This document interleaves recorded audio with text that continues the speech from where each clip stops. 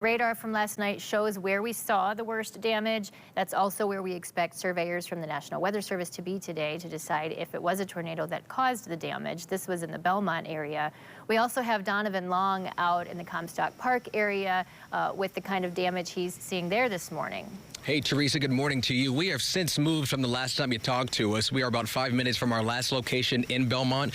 We are now kind of on the outskirts in a neighborhood in Comstock Park here, and we are seeing different images of devastation. Check out the one behind me. You see in this neighborhood we're in, this garage is completely torn up. It's nearly coming off the hinges. It's destroyed. It doesn't look like there's too much more damage independent of that. We do know, and we're seeing a couple of debris littered across this front yard here. I do want to point out for context that I spoke to a neighbor who lives about 2 houses down this way to your right, my left. He tells me that he was helping out another neighbor just down the street toward the entrance of this neighborhood. And he says the whole roof started to cave in as the storms were rolling in and intensifying, right? And he says he was upstairs in a bedroom helping the neighbors get their stuff and looked up and saw the sky. He says the roof is off of that home over there. He says those folks went to grandma's house to seek shelter and to be able to stay safe as the storms rolled in. I can tell you, though, that the Kent County deputies are working in tandem with different agencies, and I really want you to have grace on your fellow neighbors as they work to rebuild what this storm damaged. We would just ask the community to take care of each other. You guys always do that as it is. We've been through these storms and we'll get through this. Our crews are going to be on around the clock, and the storm damage assessments, that'll be starting more in the daylight hours just due to the danger of so many trees and power lines down.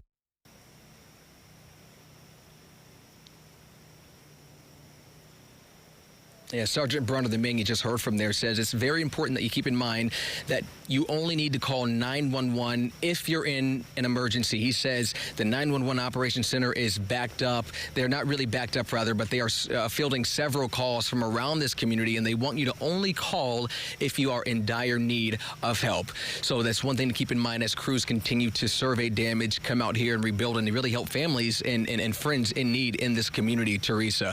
Now, I know we have Gabrielle Pfeiffer in Comstock Park, a little further away from where I am located. She's also following the damage there as well.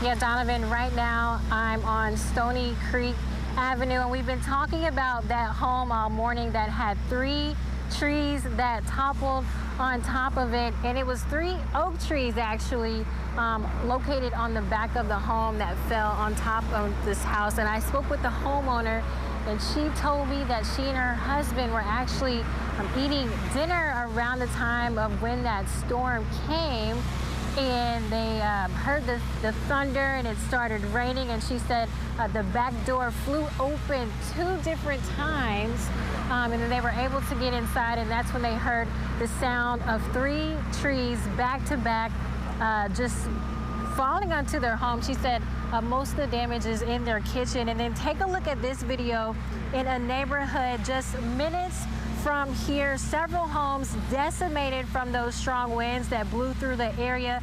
You can see mailboxes knocked down, parts of siding torn off, some damage to the roof. Now, this was on Scotts View Drive near Scott Lake Golf Course.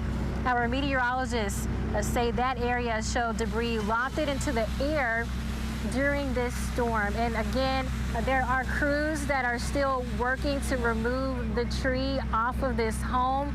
I spoke with the owner of Timber Ridge Services that is here, who's removing those 3 trees, and he told me that he has been here since about 10 o'clock last night. He's had up to 50 calls of people who are needing his services, removing trees from homes and cars and even from the roadway. So again, he says if you do have to have service from anyone who does remove those trees, make sure that you do your research first, because there will be people out here trying to scam you for your money. Excuse me. Reporting here live in Comstock Park, I'm Gabrielle Pfeiffer. I'll send it back to you.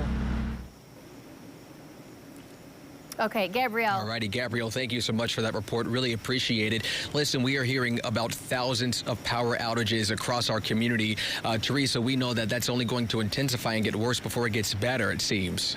It could. One thing we want to let you know for sure, right before we get to Elena, who's tracking the power outages, Grand Rapids Public Schools canceled classes for today because the district lost power to most of the school buildings. So that's one issue. Elena, where else are we seeing the power outages? Yeah, Donovan and Teresa, I mean, actually, we have seen the numbers on the DTE and the Consumers Energy maps, and there's almost 400,000 people across the state that are without power this morning.